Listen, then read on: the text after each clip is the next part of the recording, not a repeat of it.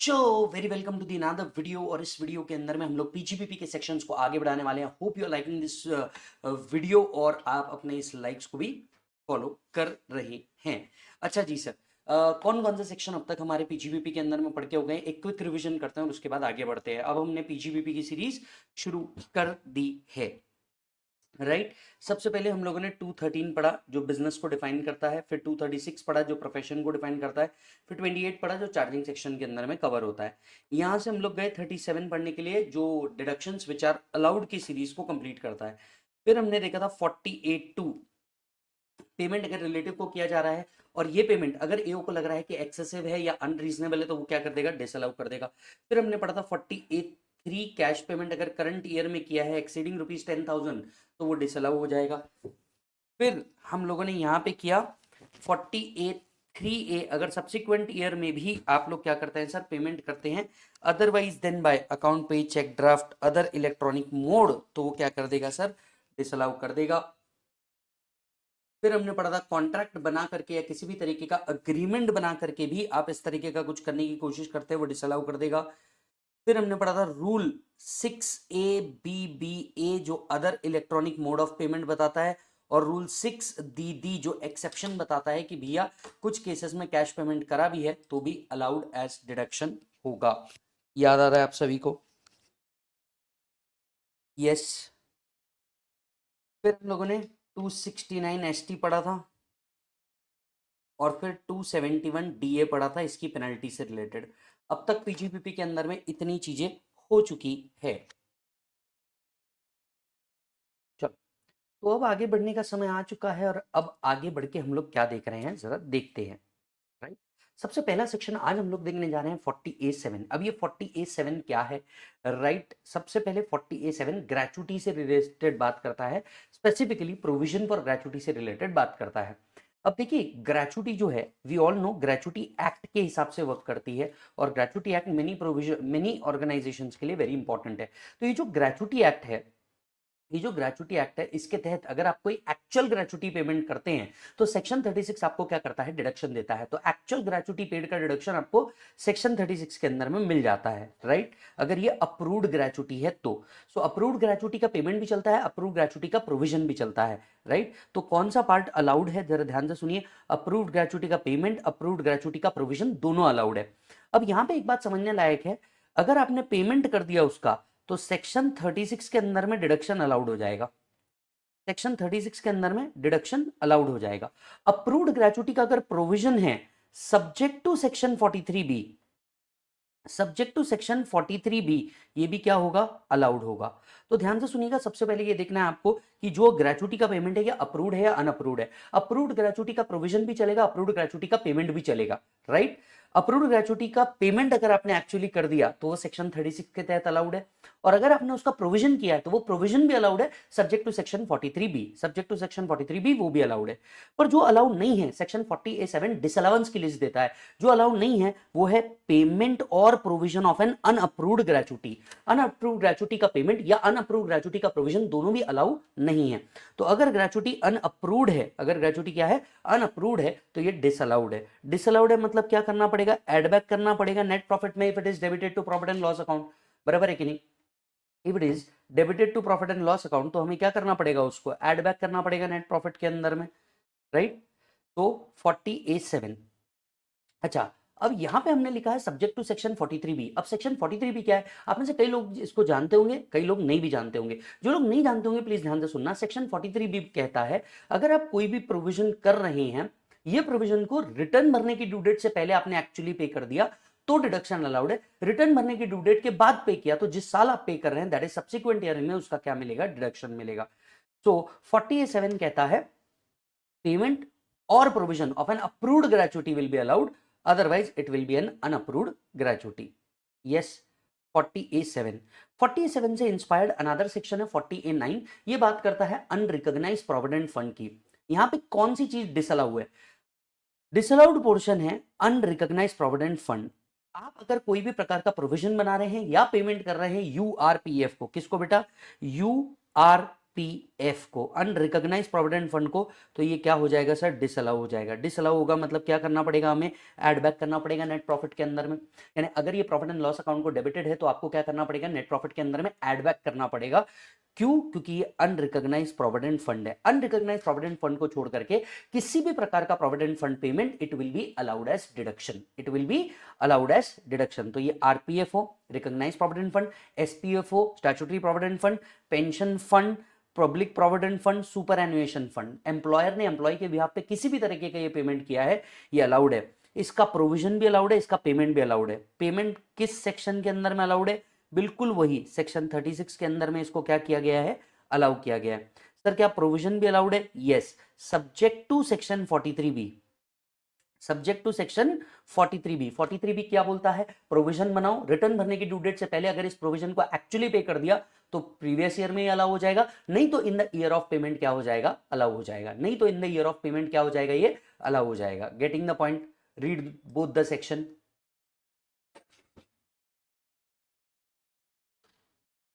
Read both the section. आ जाओ 47, 49 लिख देते हैं, दोनों को इंटरलिंकिंग पढ़ के पढ़ेंगे, मजा आएगा। सबसे पहले आते हैं सेक्शन 40 कैपिटल ए 7 और इधर लिख लेंगे 40 कैपिटल ए 9, ठीक है। ये किसके लिए बात करता है सर, ग्रेचुटी के लिए ये बात करता है। ये किसके लिए बात करता है सर, प्रोविडेंट फंड के लिए बात करता है। चलो अगर मैं इंटरलिंकिंग करके पढ़ाऊं, बराबर है। एक है एम्प्लॉयर, एम्प्लॉयर एम्प्लॉय को क्या प्रोवाइड करेगा सर, एम्प्लॉयर एम्प्लॉय को ग्रेचुटी प्रोवाइड करेगा। एम्प्लॉयर के लिए क्या है सर, एक्सपेंसेस है। एम्प्लॉय के लिए क्या है सर, इनकम है।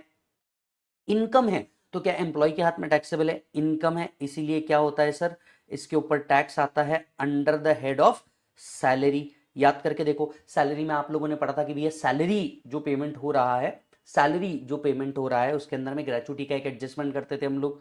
तो एम्प्लॉय के हाथ में ये क्या है बेटा, सैलरी है, इनकम है। एम्प्लॉयर के हाथ में एक्सपेंसेस है।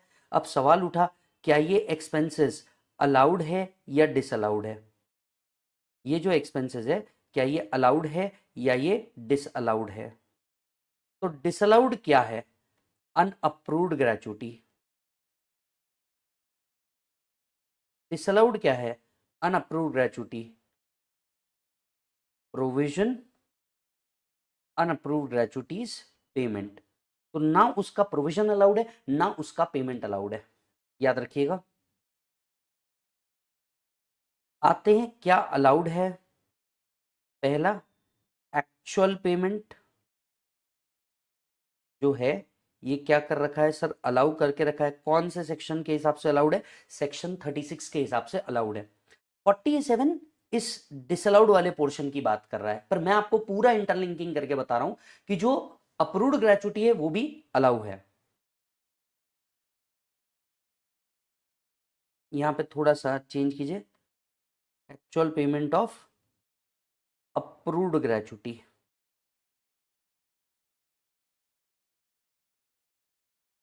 Provision of approved gratuity,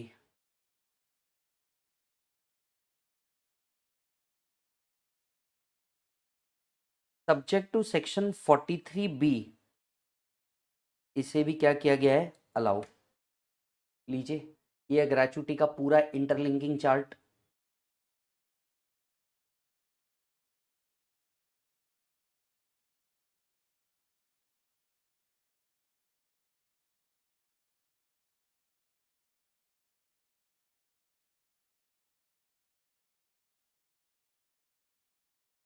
done है सर।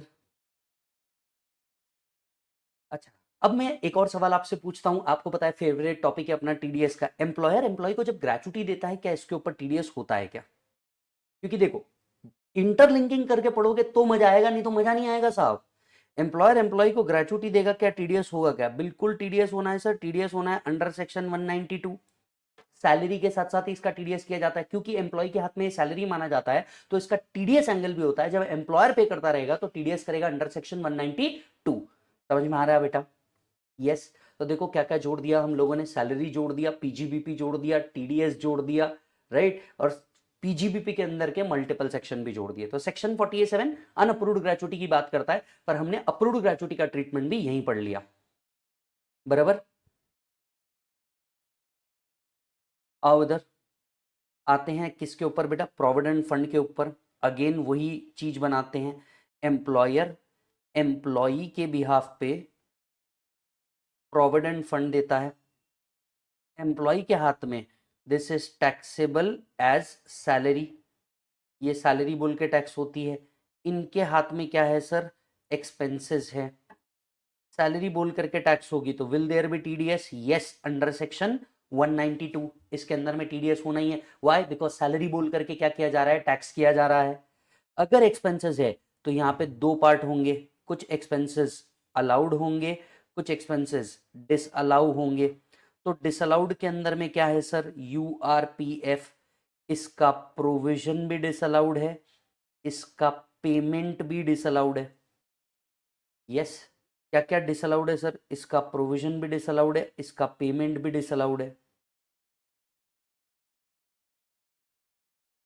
अलाउड क्या क्या है sir, RPF, SPF, SAF, PPF etcetera, ये सब अलाउड है।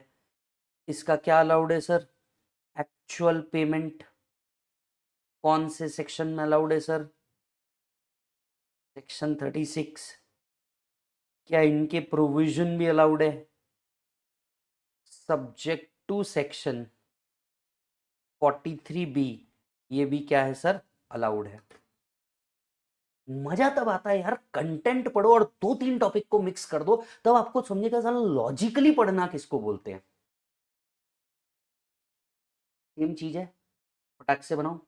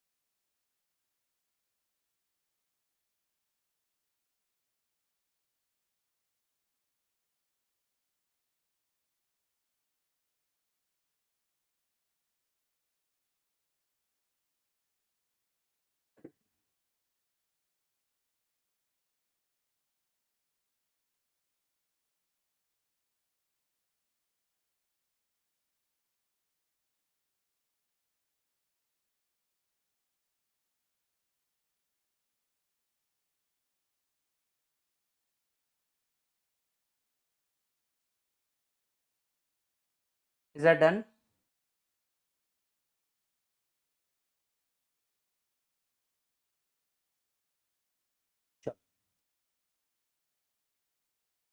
That was 47 49 for you guys. आते हैं नेक्स्ट सेक्शन के ऊपर।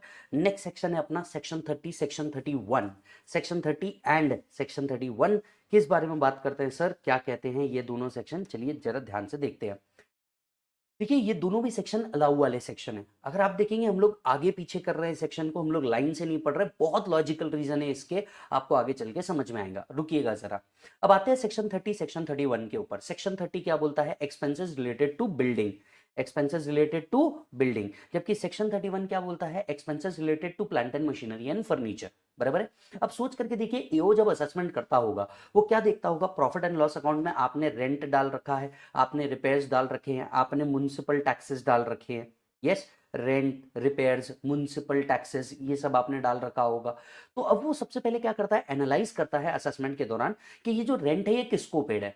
लॉजिकली अगर रेंट ओनर को ही पे होगा तो आप बताइए उसका डिडक्शन मिलना चाहिए, द आंसर इज नो, क्योंकि ओनर को ही पे किया है तो वो तो ड्राइंग बन जाएगा।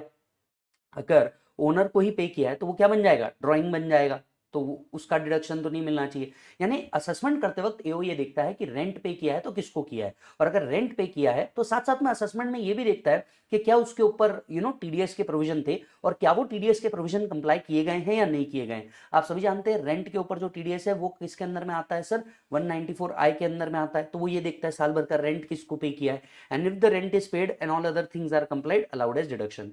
वो साथ साथ में ये भी देखता है कि ये रेंट पेड जो है ये किसका है, आई मीन टू से ये रेंट पेड ऑफिस का है, अगर ये रेंट पेड गोडाउन का है, अगर ये बिजनेस प्रीमाइसेस से रिलेटेड रेंट है तो वो उसको अलाउ कर देगा। लेकिन अगर यही रेंट पर्सनल रेंट है, फॉर एग्जांपल उसके घर का रेंट है, किसके, प्रोपराइटर के घर का रेंट है, आप बताइए ये अलाउ होना चाहिए, नहीं अलाउ होना चाहिए, यस और नो। तो असेसमेंट के दौरान वो ये भी चीज चेक करेंगे। दूसरा, म्युनिसिपल टैक्सेस अगर आपने कुछ पे किया है, घर का पे किया होगा डिसअलाउ कर देगा, बिजनेस का पे किया होगा अलाउ कर देगा। तीसरी सिचुएशन, इंश्योरेंस प्रीमियम होता है बिल्डिंग का, वो पे किया है तो देखा जाता है घर का है या बिजनेस का है, बिजनेस का है तो अलाउ कर देगा, घर का है तो डिसअलाउ कर देगा।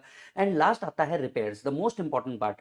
देखिए कैपिटल रिपेयर्स जो है इसको तो असेट की कॉस्ट में ऐड होना चाहिए था, तो उसका डिडक्शन नहीं मिलने वाला। सिर्फ किसका डिडक्शन मिलेगा, रेवेन्यू रिपेयर्स का।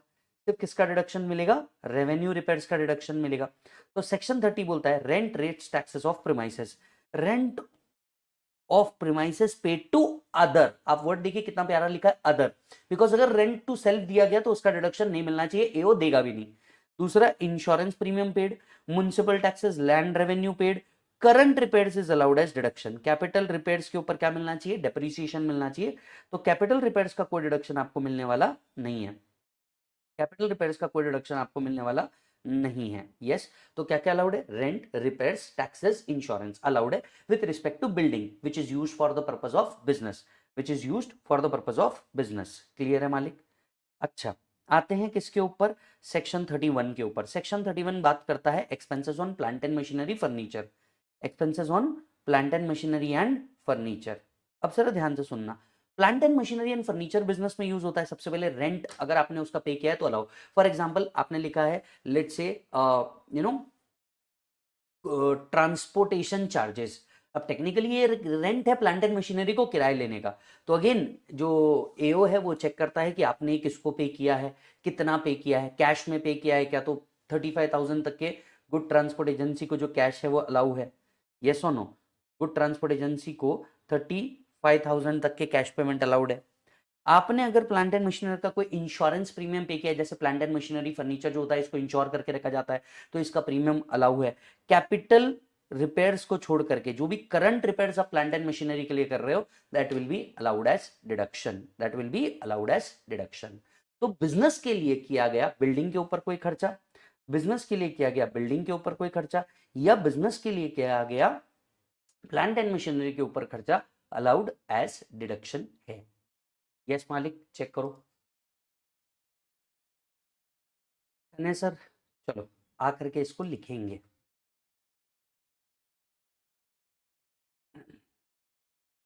अगेन सेक्शन 30,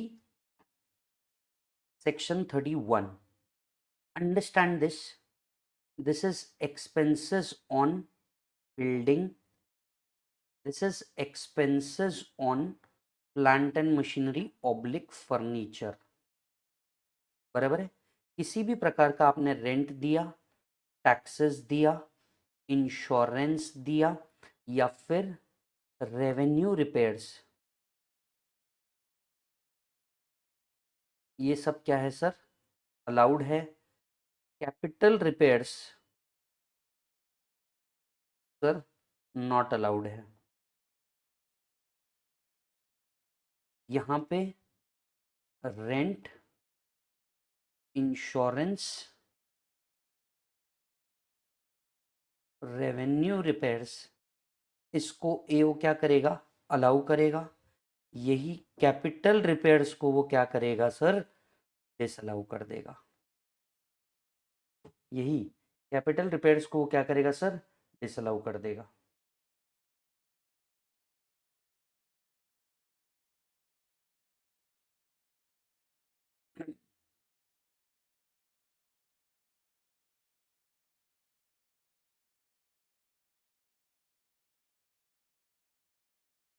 अच्छा, अगर रेंट दे रहे होंगे तो मतलब मान के चलो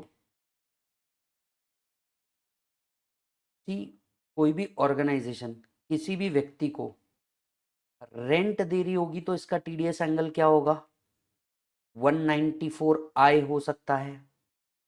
यही अगर रिपेयर्स होगा तो 194 सी होगा। जब आप इंश्योरेंस प्रीमियम पे करते हैं इस पे कोई टीडीएस नहीं आता, तो रेंट के लिए टीडीएस का एंगल होना चाहिए जो कंपनी दे रही है किसको, किसी भी व्यक्ति को, तो 194 आई होना चाहिए। रिपेयर्स के लिए 194 सी होना चाहिए in either of the sections. तो आप इसका टीडीएस का क्रॉस रेफरेंस भी लिख के रखिएगा, लिख लो जल्दी से।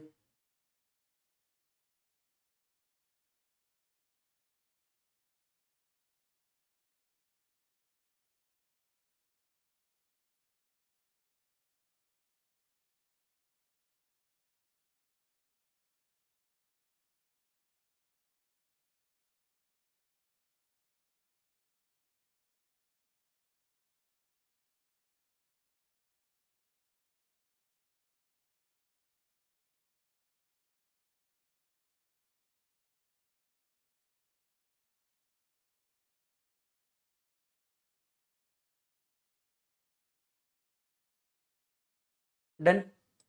चलो आते हैं नेक्स्ट एंगल के ऊपर। अब हम चलने जा रहे हैं एक और सेक्शन के ऊपर। चलो इधर से मेरे साथ एक बार सेक्शन 38 पे आओ। तो सेक्शन 38, यस सर, सेक्शन 38 एओ का एक पावर है। जस्ट देखते हैं मैं किधर लिखा हुआ है, ऊपर ही था शायद, नहीं, वेट अ मोमेंट, यहाँ दिया होगा।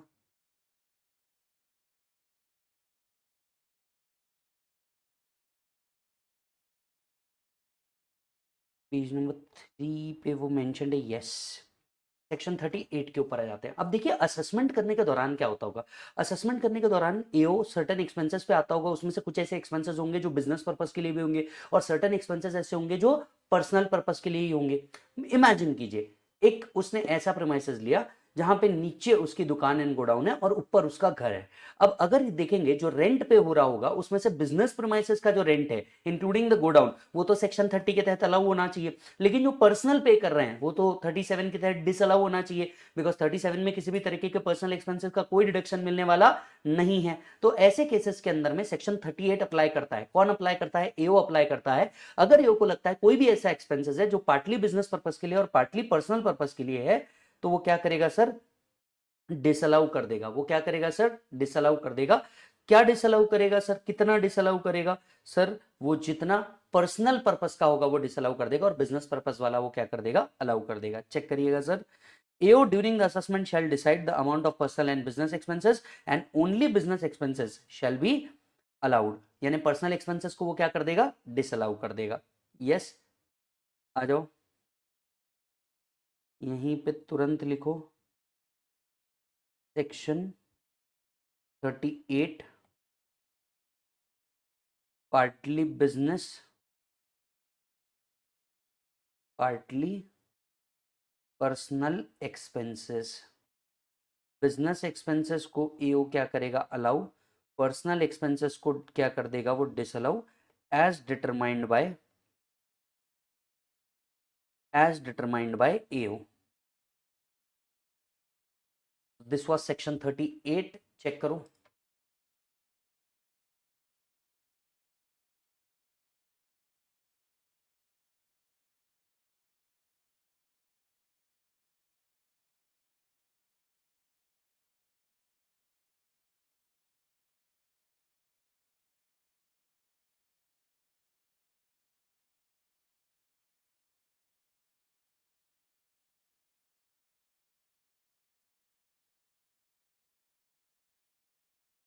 डन है सर। चलिए अब चलते हैं नेक्स्ट सेक्शन के ऊपर। नेक्स्ट सेक्शन जो है हमारा, ये आता है सर आपका डेप्रिसिएशन। ये आता है सर आपका डेप्रिसिएशन। मैं तो कहता हूं सर डेप्रिसिएशन ऑल टुगेदर एक सेपरेट चैप्टर होना चाहिए। मतलब डेप्रिसिएशन में इतना कुछ दिया है तुम्हारे को, डेप्रिसिएशन ऑल टुगेदर एक सेपरेट चैप्टर ही होना चाहिए तुम्हारे को। मैं सबसे पहले आप लोगों के लिए एक डिफरेंस क्रिएट करता हूं कि depreciation as per accounts and depreciation as per income tax में क्या फर्क है, राइट। और उसके बाद हम लोग क्या करेंगे, इसको आगे बढ़ाएंगे, राइट। तो सबसे पहले रजिस्टर में प्लीज मेरे साथ आइए और एक डिफरेंस टेबल बनाइए, depreciation as per accounts and depreciation as per income tax का। ठीक है, डेप्रिसिएशन एज पर अकाउंट्स आपके एफआर के जैसे, and depreciation as per income tax, ऐसे दो प्रोविजन हम लोगों ने बना के रख दिए। ठीक है, चलो आपको फटाफट याद दिला देता हूं, depreciation as per accounts and depreciation as per income tax में क्या फर्क है। ये अकेला टेबल अपन ने बनाया है, कहीं और आपको मिल जाए तो मान के चल लेना अपनी बुक के अलावा ये कहां से आया है, बिल्कुल मतलब मान के चल लेना कहां से आया होगा। अब अकाउंट्स के अंदर में डेप्रिसिएशन जो होता है वो एसेट वाइज होता है, याद आ रहा है आपको, अकाउंट्स के अंदर में जो डेप्रिसिएशन होता है वो एसेट वाइज होता है, जबकि डीटी के अंदर में ना डेप्रिसिएशन एसेट वाइज नहीं होता, ब्लॉक के ऊपर होता है। तो यहां पे डेप्रिसिएशन इज एसेट वाइज, यहां पे depreciation is on the block of asset, बराबर है। अकाउंट्स में डेप्रिसिएशन में देयर आर वेरियस मेथड, जबकि डीटी के अंदर में डेप्रिसिएशन में एक ही मेथड को रिकॉग्नाइज किया गया है, that is absolutely correct, WDV. तो डेप्रिसिएशन हैज वेरियस मेथड्स, यहां पे डेप्रिसिएशन ओनली ऑन डब्ल्यूडीवी, यहां पे एक ही अलग मेथड रिकॉग्नाइज की गई है, वो भी सिर्फ पावर जनरेटिंग यूनिट के लिए, दैट इज एसएलएम, यस और नो, बाकी तो सिर्फ डब्ल्यूडीवी। यहां पे आपके डेप्रीसिएशन रेट जो है ये नॉट डिफाइंड है, मतलब डेप्रीसिएशन की जो रेट है ये डिफाइंड नहीं है, यहां पे जो डेप्रीसिएशन के रेट है ये डिफाइंड है, बराबर।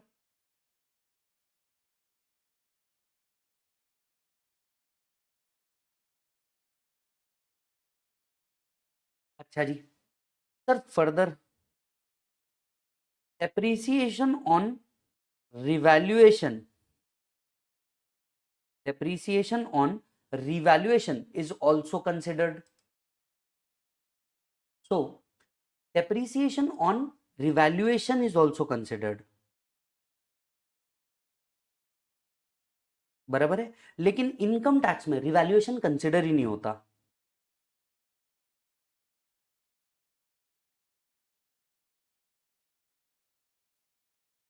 रिवैल्यूएशन कंसिडर ही नहीं होता। पांचवा पॉइंट सर, पांचवा पॉइंट, अकाउंट्स में एक्चुअल कॉस्ट नाम का कंसेप्ट डिफाइंड ही नहीं है, तो एक्चुअल कॉस्ट क्या रखी जाए ये पता ही नहीं है। हम जो असेट की वैल्यू रिकॉग्नाइज करते हैं वो इंड एएस के हिसाब से रिकॉग्नाइज करते हैं, एक्चुअल कॉस्ट यहां पे डिफाइंड नहीं है, याद आ रहा है आपको। लेकिन इनकम टैक्स में एक्चुअल कॉस्ट डिफाइंड है, यहां पे इंड एएस के अलावा यहां पे हमारा अपना एक एक्चुअल कॉस्ट है जिसको डिटरमाइन किया जाता है, और उस एक्चुअल कॉस्ट के बेसिस पे ही हम लोग क्या करते हैं, कंसिडर करते हैं। एक्चुअल कॉस्ट सेक्शन 43(1) के अंदर में डिफाइंड है, तो हम यहां उसको क्या करते हैं, कंसिडर करते हैं। अच्छा सर, सर अकाउंट्स के अंदर में ना एडिशनल डेप्रिसिएशन नाम का कोई कंसेप्ट नहीं होता, so there is no concept of additional depreciation, there is no concept of additional depreciation। यहां पे एडिशनल डेप्रीसिएशन क्या करता है सर, एग्जिस्ट करता है, यहां पे एडिशनल डेप्रीसिएशन क्या करता है सर, एग्जिस्ट करता है, चेक करो डन है सर। नेक्स्ट पॉइंट पे आते हैं सर, डेप्रीसिएशन जो है अकाउंट्स के अंदर में, अगर आप देखेंगे कि भैया वहां पे जो डेप्रीसिएशन लिए गए हैं, राइट, ये आपके अलग अलग असेसी के हिसाब से डिफर नहीं करते, मतलब अमलगमेशन के केस में क्या होगा, यहाँ पे अकाउंट्स में उन्होंने कुछ एक्सप्लेन ही नहीं किया हुआ है, मतलब in case of amalgamation, demerger, business reorganisation, इनमें क्या किया जाएगा, इसका कोई एक्सप्लेनेशन यहाँ पे नहीं है। यहाँ पे depreciation on amalgamation etcetera is defined. यहां पे जो डेप्रीसिएशन लिया जाता है, डेप्रीसिएशन जो लिया जाता है ये यहां पे डे वाइज लिया जाता है, जबकि यहां पे depreciation is not day wise, यहां पे जो डेप्रीसिएशन है ये डे वाइज नहीं लिया जाता। जिस साल एसेट एक्वायर किया 180 दिन से ज्यादा यूज किया फुल डेप्रीसिएशन, 180 दिन से कम यूज किया हाफ डेप्रीसिएशन, गेम ओवर, याद आ रहा है आपको, राइट। तो बस वही मैकेनिज्म यहाँ पे चलाया जाता है, वही मैकेनिज्म यहाँ पे यूज किया जाता है।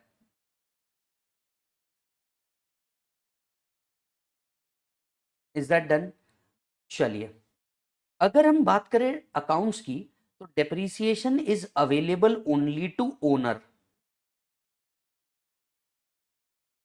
Depreciation is available only to owner, यहां पे depreciation is available to beneficial owner also.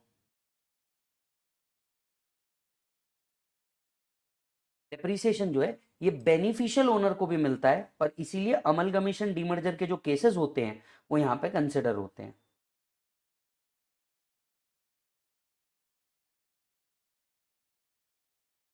इसीलिए अमलगमेशन डीमर्जर के जो केसेस है वो यहां पे क्या होते हैं सर, कंसिडर होते हैं।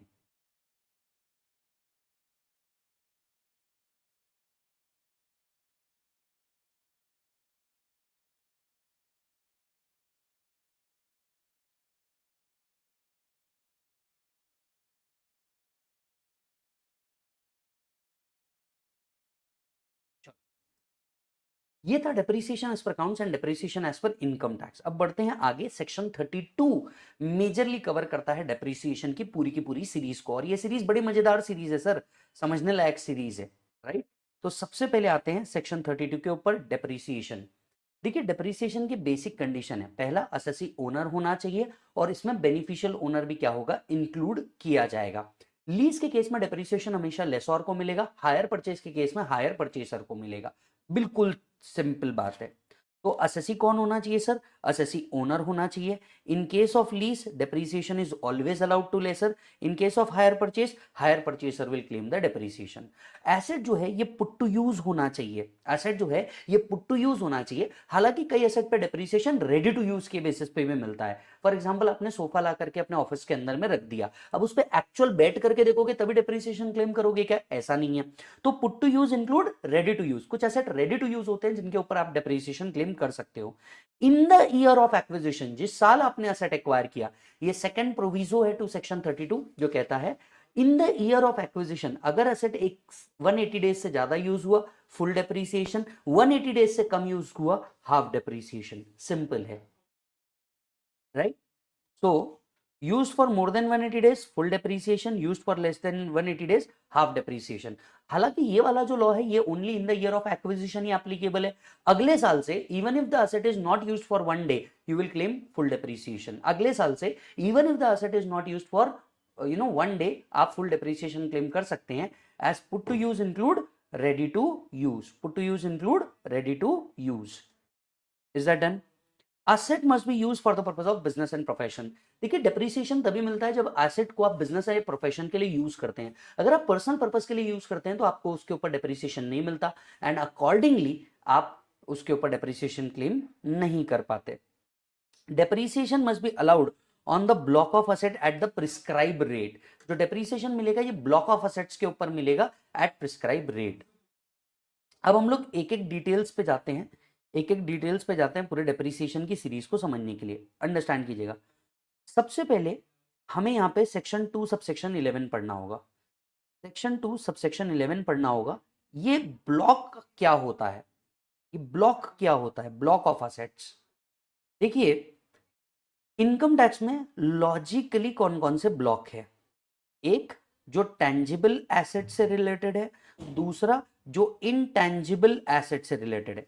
ठीक है, टेंजिबल एसेट से रिलेटेड सबसे पहला ब्लॉक है आपका ब्लॉक 1 दैट इज बिल्डिंग, बराबर। दूसरा block 2 that is furniture and fixture. तीसरा आपका जो ब्लॉक है वो है प्लांट एंड मशीनरी। इंटेंजिबल से रिलेटेड आपका ब्लॉक 4 है और वो है इंटेंजिबल्स। Yes, section 2 subsection 11। अब ये ब्लॉक क्या कहता है, all asset on which same rate of depreciation is available, हम उसको क्या कहते हैं, block. All assets on which same rate of depreciation is available, all assets on which same rate of depreciation is available, हम उसी को क्या कहते हैं, ब्लॉक कहते हैं। तो देखिए अकाउंट्स में ऐसा होता है, एक असेट लिया उसमें से फिर डेप्रिसिएशन माइनस किया, उसका नेट वैल्यू निकाला। इमेजिन कीजिएगा एक कंपनी लाइक रिलायंस, विप्रो, सिंटेल, आपको क्या लगता है इनके पास एक ही असेट होगा, और अगर एक असेट माइनस डेप्रिसिएशन करते जाएंगे तो बैलेंस शीट का वैल्यू कितना ज्यादा बढ़ जाएगा, बैलेंस शीट का लेंथ कितना ज्यादा बढ़ जाएगा। तो all those asset on which same rate of depreciation is available, इसे क्या कर दिया जाता है, एक ब्लॉक कर दिया जाता है। याद होगा आपने ऑफिसेज में देखा होगा क्या किया जाता है सर, पूरा एक असेट होता है, जो भी असेट इस डेप्रिसिएशन के अंदर में आता है उसी के अंदर में ऐड किया जाता है, कोई बेच दिया जाता है उसी में से क्या कर दिया जाता है, लेस कर दिया जाता है। तो सेक्शन 2 सबसेक्शन 11 हमें बताता है ब्लॉक ऑफ द एसेट्स क्या है। अब जो डेप्रीसिएशन मिलता है हमें वो डब्ल्यूडीवी ऑफ द ब्लॉक पे मिलता है। तो हमारा नेक्स्ट क्वेश्चन आता है, what do you mean by WDV. Section 43 subsection 6 हमें बताता है डब्ल्यूडीवी मतलब क्या होता है। सेक्शन 43 सबसेक्शन 6 हमें बताता है डब्ल्यूडीवी क्या होता है। सबसे पहले आता है आपका ओपनिंग डब्ल्यूडीवी, बराबर है। इसमें आपको ऐड करना है actual cost of assets acquired, यही चीज हमारी सेक्शन 43(1) में लिखी है, लेस सेल डिस्कार्डेड डिमोलिश्ड और कंपनसेशन अगेंस्ट एसेट।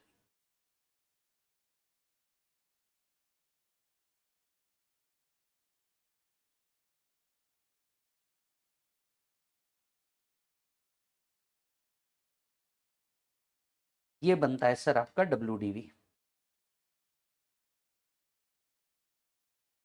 डन है सर। अच्छा, अब एक बात मैं आप सभी को बता दूं, पहले ही बहुत क्लियर है, इंटेंजिबल्स के अंदर क्या नहीं आता, नॉट इंक्लूड गुडविल। ये यहीं लिख लो ताकि आपका आगे का टाइम बच जाए। Not include goodwill whether purchased और सेल्फ जनरेटेड। तो याद रखिए गुडविल के ऊपर डेप्रिसिएशन नहीं मिलता, क्योंकि इंटेंजिबल के ब्लॉक से इसे क्या किया गया है, घर निकाला हो चुका है। तो भैया इन गुडविल के ऊपर आपको डेप्रिसिएशन नहीं मिलेगा, चाहे ये गुडविल परचेज हो चाहे ये गुडविल सेल्फ जनरेटेड हो, डजेंट मैटर, ये नहीं मिलने वाला आपको, बाकी मिल जाएगा।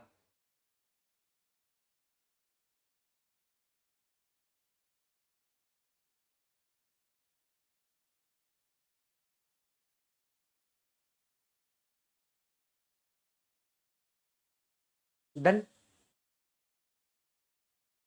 चलिए सर, डन सर। तो अब तक हमने डेप्रिसिएशन के कॉन्सेप्ट्स के अंदर में 211 पढ़ा, 43(6) पढ़ा, that was dealing with WDV. अब डब्ल्यूडीवी पे वापस आते हैं। डब्ल्यूडीवी क्या होता है सर, ओपनिंग डब्ल्यूडीवी, इसमें ऐड करो actual cost of the asset acquired during the year, less sale discarded demolished during the year, या असेट के अगेंस्ट में कोई कंपनसेशन मिला होगा वो माइनस करेंगे। कुछ बातें जो बहुत अच्छी है, पहला, मान लीजिए इंश्योरेंस क्लेम मिला होगा, बराबर है, अगर कोई एसेट था डिस्ट्रॉय हो गया, इंश्योरेंस क्लेम मिला, इसका क्या करोगे sir, insurance claim is reduced from WDV. तो जो आपका इंश्योरेंस क्लेम है ये क्या किया जाता है, रिड्यूस किया जाता है।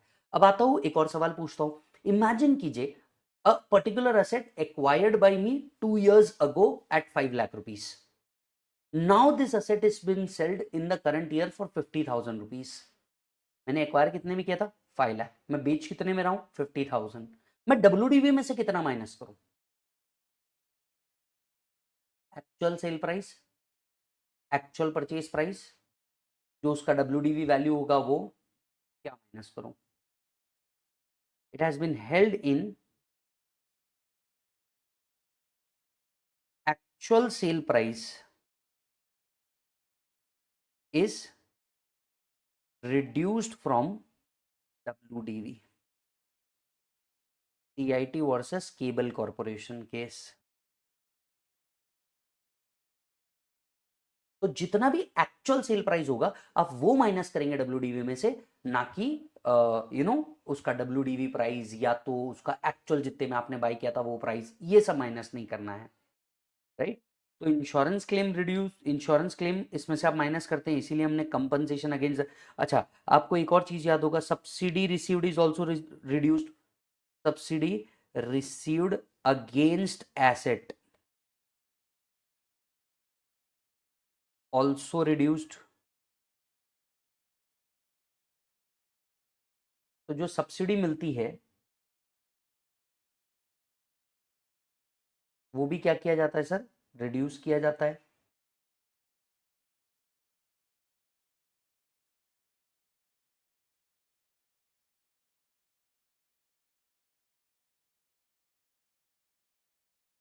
Done.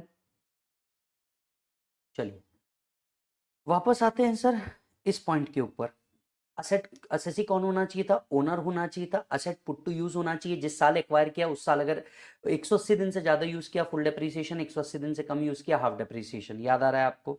asset must be used for the purpose of business and profession and depreciation is allowed on the block of the asset at the rate prescribed। Block के अंदर में हम लोग 211 देखते हैं, 4 ब्लॉक दिया है एक्सक्लूडिंग गुडविल। ठीक है मालिक। अच्छा नेक्स्ट पॉइंट आता है डेप्रीसिएशन इज मैंडेटरी। एक बात याद रखिए, आंधी आए तूफान या अंबर फट जाए, डेप्रीसिएशन मैंडेटरी है और इसका आपसे कोई नहीं छीन सकता। 115 बीएसी भी अगर आप टॉप कर रहे हैं तो भी आपको डेप्रीसिएशन मिलेगा, एडिशनल डेप्रीसिएशन नहीं मिलता 115 बीएसी से। क्या आपको याद आ रहा है? नेक्स्ट उसके बाद हमने देखा डब्ल्यूडीवी कैसे निकाला जाता है, 43(6) के अंदर में लिखा हुआ है सारी चीजें। Actual sale price is reduce from WDV and not its fair market value. CIT versus cable corporation का केस है। Sale price also include insurance, salvage और other compensation received, right. No depreciation on goodwill is allowed whether it is purchased or self generated goodwill. Is that done? Next आता है बेटा हमारा depreciation किस तरीके से होता है। Explanation 1 to section 32(1) deemed building concept. आ जाओ, हम डेप्रीसिएशन की पूरी सीरीज लिखे जा रहे हैं। इसी सीरीज में सबसे पहले लिखते हैं रेट ऑफ डेप्रीसिएशन।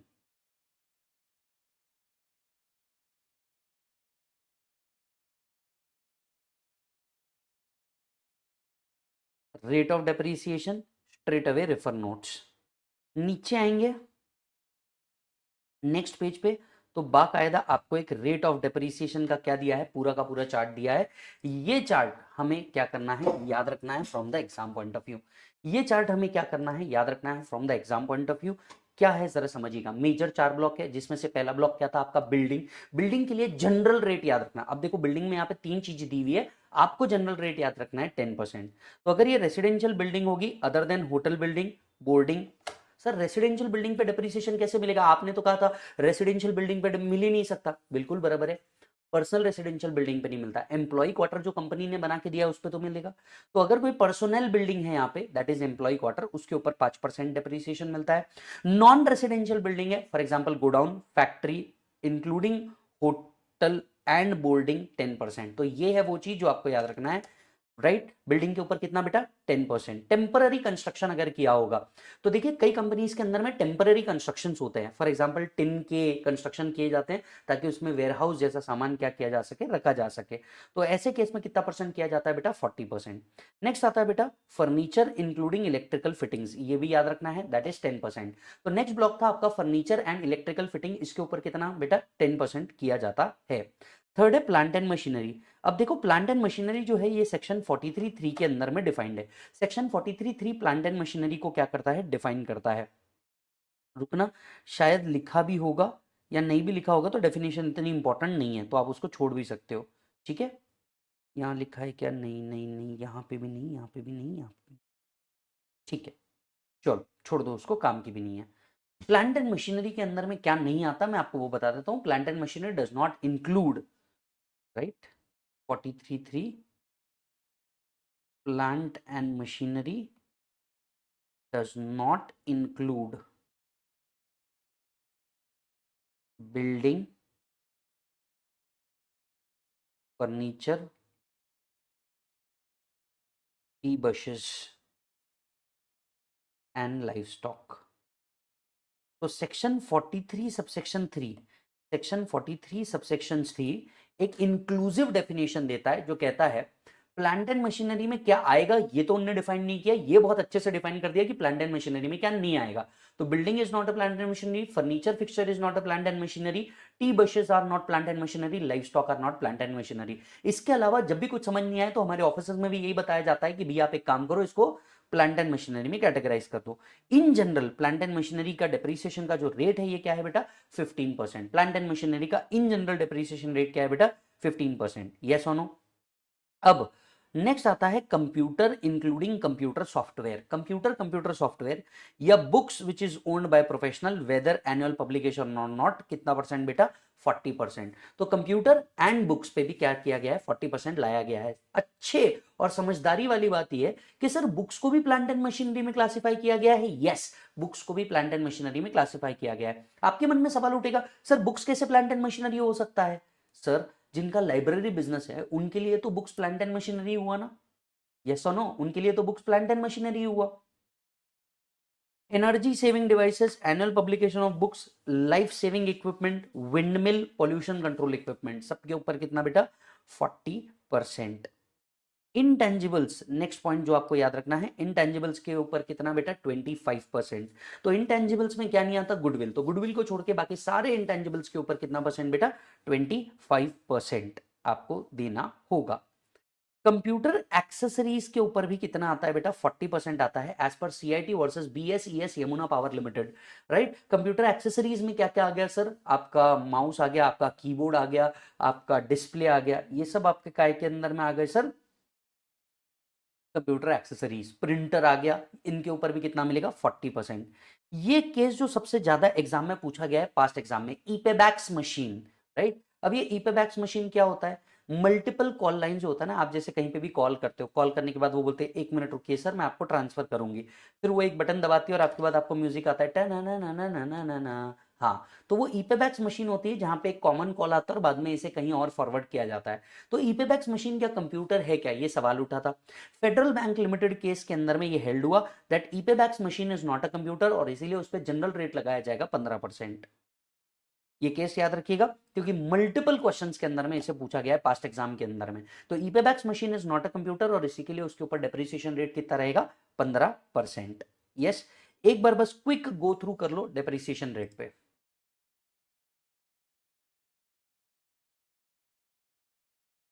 बेटा चलो, अब डेप्रिसिएशन के किस फॉर्मेट में सॉल्व करना है वो यहाँ पे अगेन ऊपर दिया हुआ है, किस फॉर्मेट में आप डेप्रिसिएशन को सॉल्व कर सकते हो, राइट। वही opening WDV, add actual cost, less sale discarded demolish during the year, तो आपका क्या आ जाएगा, क्लोजिंग डब्ल्यूडीवी। और क्लोजिंग डब्ल्यूडीवी के ऊपर आप क्या निकालेंगे बेटा, डेप्रिसिएशन निकालेंगे। क्लियर है। अब आते हैं section 32(1) deemed building, that is explanation 1 to section 32(1) deemed building concept के ऊपर। अब ये डीम्ड बिल्डिंग कॉन्सेप्ट क्या है जरा समझिएगा। देखिए कई बार ऐसा होता है कि जो टेनेंट होता है ना, वो हमारा प्रेमाइसिस जगह पे लेता है, किराए पे लेता है, और you know he want to you know decorate the whole thing as per him. तो वो अपने प्रेमाइसिस के अंदर में वॉल लगाना चाहता है, कुछ कैपिटल एक्सपेंडिचर इनकर करना चाहता है, to which as a owner I don't feel any issue, right. अब यहां ओनर ने ना इनकर करके टेनेंट ने कैपिटल एक्सपेंडिचर इनकर किया। अब सिंस टेनेंट कैपिटल एक्सपेंडिचर इनकर कर रहा है, आप बोलोगे कि भैया इसको हम डिडक्शन तो देंगे नहीं, क्योंकि उसके लिए तो बिजनेस है ना। मान लो उसने मेरा प्रेमाइसेस लिया, उसके बाद में उसने क्या किया, वॉल्स ब्रिक्स लगाए और अपने हिसाब से सारा ऑफिस सेटअप कर दिया। हमारा ऑफिस 5 साल के लिए लीज पे था और अग्रीमेंट में ये भी क्लॉज लिखा था कि जब आप जाओगे तो आप मेरे को पहले के जैसा करके जाओगे, ये सारी चीजें थी। अब उसने तो कैपिटल एक्सपेंडिचर इनकर किया, अब एज अ टेनेंट वो कहता है कि क्योंकि ये कैपिटल एक्सपेंडिचर है आप मुझे इसका डिडक्शन दीजिए। सवाल उठा कि क्या टेनेंट अगर कोई कैपिटल एक्सपेंडिचर इनकर कर रहा है तो क्या उसको डिप्रिसिएशन मिल सकता है क्या? इसी बात को क्लियर करते हुए एक्सप्लेनेशन 1 इंसर्ट किया गया टू सेक्शन 32(1) जिसने डीम्ड बिल्डिंग नाम का कंसेप्ट लाया। अगर टेनेंट कोई कैपिटल एक्सपेंडिचर इनकर कर रहा है ऑन बिल्डिंग तो वो डेप्रिसिएशन क्लेम कर सकता है। तो वो डेप्रिसिएशन क्या कर सकता है, क्लेम कर सकता है।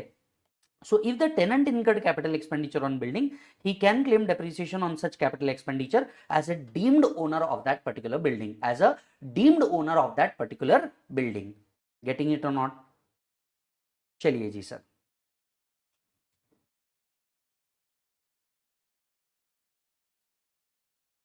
आते हैं सीधे नेक्स्ट सेक्शन के ऊपर 43(1) एक्चुअल कॉस्ट। हम जब 43(3) पढ़ रहे थे तब हम लोगों ने 43(6) पढ़ रहे थे तब हम लोगों ने देखा था कि WDV कैसे निकालते हैं, एक्चुअल कॉस्ट को क्या करते हैं, ऐड बैक करते हैं। अब देखो जिस लेवल पे आप लोग हैं उस लेवल पे एक्चुअल कॉस्ट पूछा नहीं जाता जनरली, पर आपको ये समझना जरूरी है कि एक्चुअल कॉस्ट में क्या क्या आएगा। करीब करीब 13 एक्सप्लेनेशन दिए हुए हैं इस पर्टिकुलर सेक्शन के अंदर में, और ये बहुत बड़े हैं, राइट। पर इसका एकदम लॉजिकल सीक्वेंस से आप पढ़ सकते हो, और जितनी चीज बोलूं उतनी चीज एग्जाम पॉइंट ऑफ व्यू से आपके अटेम्प्ट के लिए क्या कर लीजिएगा, इंपॉर्टेंट मार्क कर लीजिएगा, ठीक है।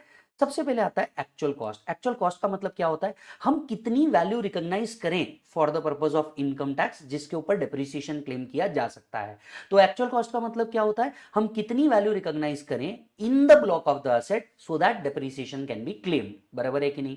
इधर देखो यहां पे रखा गया है the concept of actual cost, ये रहा, बराबर है। तो हम कितनी वैल्यू ब्लॉक में ऐड करेंगे उसके लिए एक प्रॉपर सेक्शन दिया है, सेक्शन 43(1) एक्चुअल कॉस्ट। अब ध्यान से सुनना, सबसे पहले एक्चुअल कॉस्ट क्या होता है।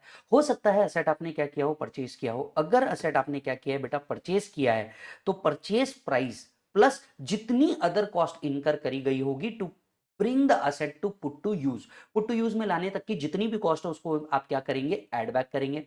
लेस अगर कोई इंश्योरेंस कंपनसेशन मिला होगा, लेस अगर कोई सब्सिडी मिली होगी, या फिर असेट अगर आपने 10,000 से ऊपर कैश में एक्वायर किया होगा तो वो भी आप क्या कर देंगे, रिड्यूस कर देंगे। ये हमने लास्ट वीडियो के अंदर में भी डिस्कस किया था। सो परचेस अगर किया है तो whatever is the purchase price add other cost incurred for put to use, इसमें से कुछ सेल हुआ होगा, कुछ इंश्योरेंस मिला होगा, कुछ सब्सिडी होगा, वो माइनस हो जाएगा। ऐसे सारे असेट जो आपने 10,000 से ऊपर का कैश में लिया होगा इन कॉन्ट्रवेंशन टू सेक्शन 40A3, वो भी आप असेट की वैल्यू से क्या कर दोगे, हटा दोगे। और यही चीज आपके इंड एस में भी लिखी है और वो भी यहीं लिखी हुई है, तो ये इंड एस के हिसाब से चलता है, तो दैट्स ओके। सेकंड आता है explanation 1 to section 43(1) asset acquired for scientific research subsequently brought into business.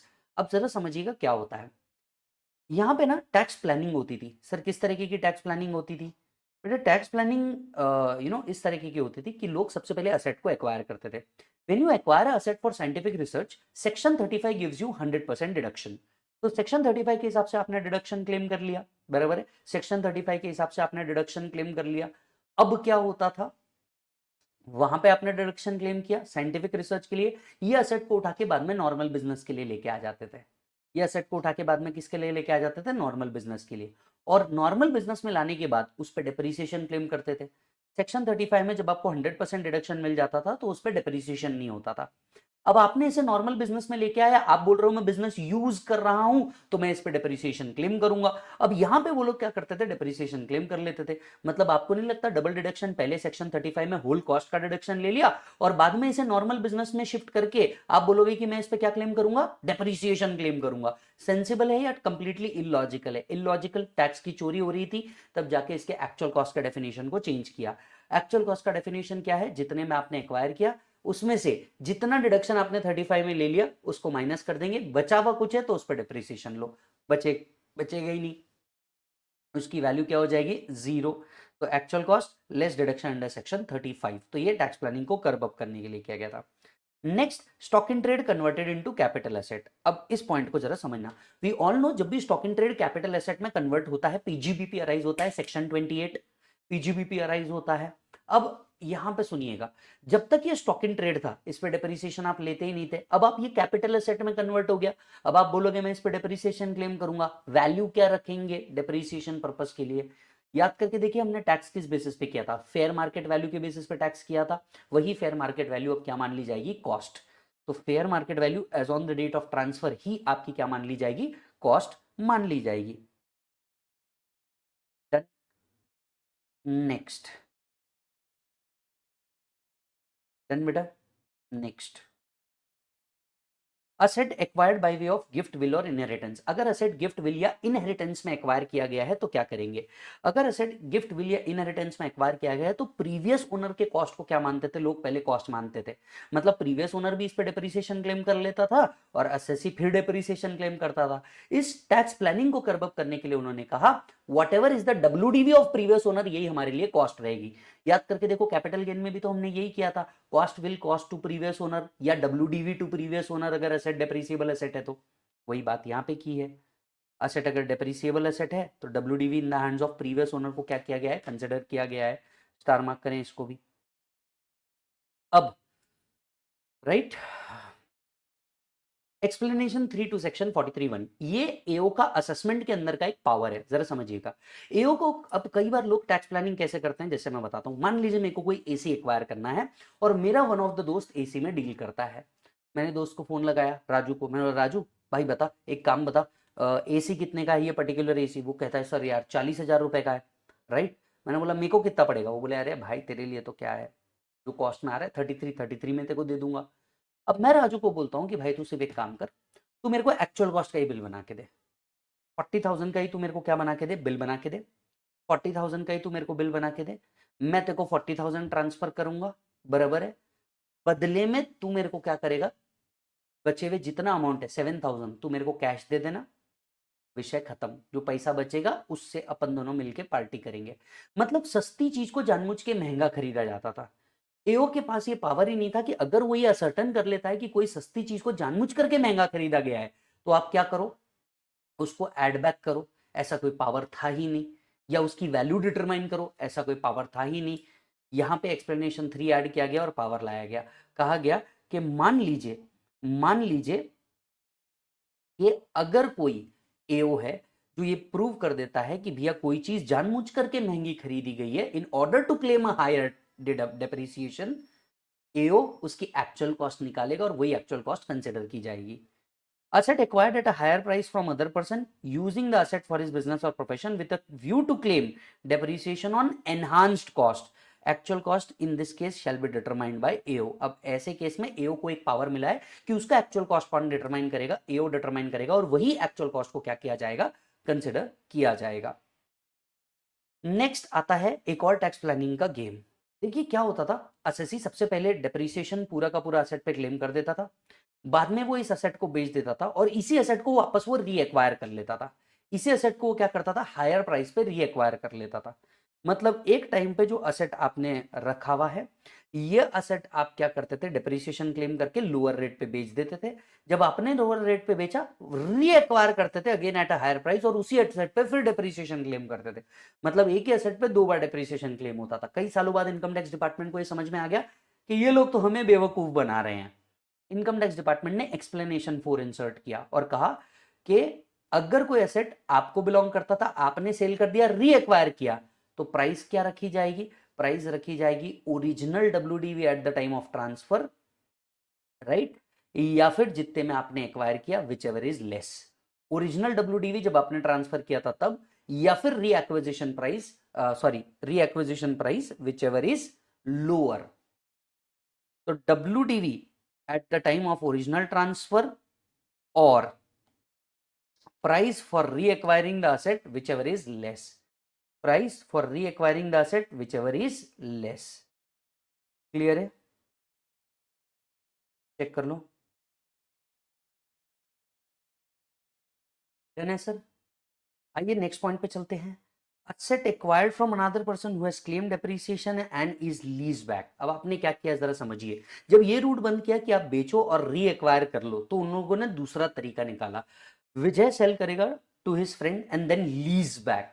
अब ऐसे केस में इनकम टैक्स डिपार्टमेंट को समझ में आ गया कि ये फिर से क्या बना रहे हैं सर, बेवकूफ बना रहे हैं। उस केस में क्या किया जाएगा, WDV of the asset transferred at the time of transfer to assessee. तो जो WDV था at the time of transfer वही क्या किया जाएगा सर, कंसिडर किया जाएगा। WDV at the time of transfer को ही क्या किया जाएगा सर, कंसिडर किया जाएगा। यस। एक्सप्लेनेशन 5 को बहुत ज्यादा बार पूछा जाता है, जरा ध्यान से सुनिएगा। एक्सप्लेनेशन 5 को बहुत ज्यादा बार पूछा जाता है, क्या है जरा समझते हैं। Building used for private purpose subsequently brought into business, building used for private purpose subsequently brought into business। मान लीजिए पहले मैं बिल्डिंग प्राइवेट पर्पस के लिए यूज करता था, बाद में मैंने बिल्डिंग को कहां लेके आ गया, बिजनेस पर्पस के लिए लेके आ गया, तो यहां पे एक्चुअल कॉस्ट क्या पकड़ी जाएगी, एक्चुअल कॉस्ट जितने में आपने एक्वायर किया था less notional depreciation as if building is always used in the business, less notional depreciation as if building is always used in the business. तो कॉस्ट ऑफ परचेस और construction as reduced by notional depreciation up to the year of bringing asset to business use। तो ये माना जाएगा कि हमेशा से ये कहां यूज हो रहा है, बिजनेस में ही यूज हो रहा है, और ऐसे केसेस में क्या किया जाएगा sir, actual cost less notional depreciation minus किया जाएगा।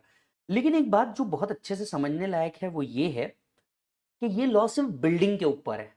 मान लो अगर कोई कार थी, मैंने एक्वायर किया था 17 लाख में इन 2017, इसको मैं 2023 के अंदर में कहां लेके आ जाता हूं सर, बिजनेस के अंदर में लेके आता हूं। अब बताइए इसकी वैल्यू क्या होगी, 17 लाख ओनली। सर क्या, yes, this particular law is applicable only on building, this particular law is applicable only in case of building not on other asset. लिखो,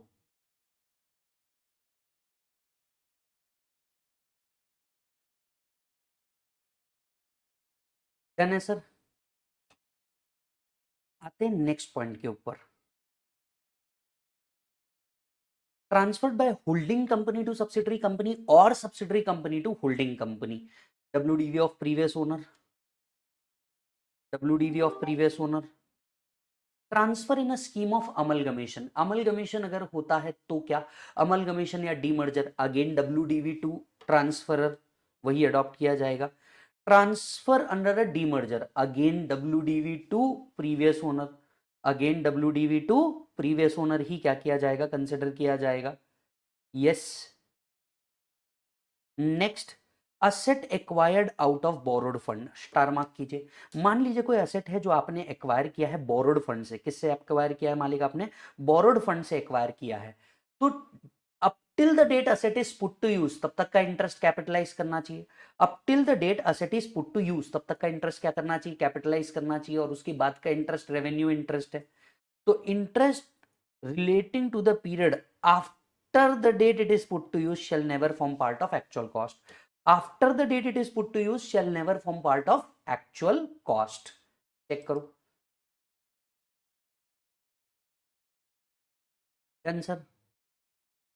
नेक्स्ट पॉइंट पे आते हैं, सेनवैट क्रेडिट। अब देखिए कोई भी असेट आप एक्वायर करते हो उस पर जीएसटी का इनपुट लेते हो, मैक्सिमम असेट जिनके ऊपर मिलते हो उसका तो जीएसटी का इनपुट ले ही लेते हो। तो अगर आपको सेनवैट क्रेडिट अवेलेबल है तो जितना सेनवैट क्रेडिट आपने लिया है, जितना इनपुट क्रेडिट आपने लिया है वो तो असेट का पार्ट नहीं बनना चाहिए। तो so much of the duty in respect of which the credit has been made allowed under the Central Excise Act shall not form part of actual cost, shall not form part of actual cost। Yes, अगर आपको subsidy मिली है या grant मिला है या reimbursement मिला है, right, it shall also not form part of actual cost, ये तो हमने पहले ही देख लिया था। Yes, assets brought into India for the use in business. अब इसको भी इंपॉर्टेंट मार्क करो। देखिए फॉरेन कंपनी क्या करती थी, फॉरेन कंपनी असेट लेती थी फॉरेन के अंदर में, पहले फॉरेन में इसके ऊपर पूरा डिप्रिसिएशन क्लेम कर लेते थे, पहले फॉरेन के अंदर में इसका पूरा डिप्रिसिएशन क्लेम कर लेते थे, और उसके बाद क्या करते थे, उसको इंडिया में लाते थे, उसके बाद क्या करते थे सर, उसको इंडिया के अंदर में लेके आते थे, राइट। अब बात समझिएगा, जैसे ही इन असेट्स को आप कहां लेके आते थे बेटा, इंडिया में लेके आते थे, आप इंडिया में भी उसका कॉस्ट क्या पकड़ते थे, एक्चुअल कॉस्ट ही पकड़ते थे। आप इंडिया में भी उसका कॉस्ट क्या पकड़ते थे, एक्चुअल कॉस्ट ही पकड़ते थे, और उस पर फिर डेप्रिसिएशन लेते थे। कई सालों बाद इनकम टैक्स डिपार्टमेंट को समझ में आ गया कि भैया ये लोग क्या कर रहे हैं, वहां पे भी फुल डेप्रिसिएशन ले रहे हैं, यहाँ पे भी फुल डेप्रिसिएशन ले रहे हैं। उनने बोला actual cost as reduced by depreciation as if the asset is used in India, मतलब एक्चुअल कॉस्ट में से नोशनल डेप्रिसिएशन माइनस करो, राइट, एज इफ ये असेट हमेशा से कहां यूज हो रहा है, इंडिया में यूज हो रहा है, ये मान के चल लो, और जितना वैल्यू आएगा, जो WDV आएगा, वही वैल्यू आपके लिए क्या पकड़ा जाएगा, एक्चुअल कॉस्ट पकड़ा जाएगा, राइट। फिर आता है capital asset acquired under the scheme of corporation of a recognised stock exchange. Yes, recognised stock exchange जब बना था उस टाइम पे वैल्यू क्या कंसिडर की जाती थी, वही वैल्यू लिखी हुई है, नॉट सो इंपॉर्टेंट। और ये जो लास्ट वाला है ना, ये जो लास्ट वाला है, इसको आप स्टार मार्क करके रख दो, अभी ये नहीं समझ में आएगा, थोड़ा आगे समझाऊंगा, अभी ये नहीं समझ में आएगा, आपको ये कब समझाऊंगा सर, थोड़ा सा आगे समझाऊंगा, अभी ये आपके काम का नहीं है, ठीक है। चलिए, तो यहां तक के हम लोगों ने क्या कर दिया सर, डेप्रीसिएशन में हम लोगों ने 211 पढ़ दिया, 43.6 पढ़ दिया, रेट ऑफ डेप्रीसिएशन पढ़ लिया, सेक्शन 43.1 लिख दो एक्चुअल कॉस्ट, और यहां पे क्या कर दो, रेफर नोट्स, यहां पे भी क्या कर दो, refer notes. Is that done? तो रुकूंगा मैं यहीं पे इस पर्टिकुलर वीडियो के अंदर, मैं मिलूंगा आपसे अगले वीडियो के अंदर में, तब तक के आप डेप्रीसिएशन की पूरी सीरीज जो मैंने यहां तक के पढ़ाई है उसको एक बार फटाफट से क्या करके रखिएगा, रिवाइज करके रखिएगा। मिलूंगा आपसे अगले वीडियो के अंदर में, शेयर करते रहिए, लाइक करते रहिए, ताकि पूरे भारत को कभी भी इस पढ़ाई में कमी ना महसूस हो। Thank you so much.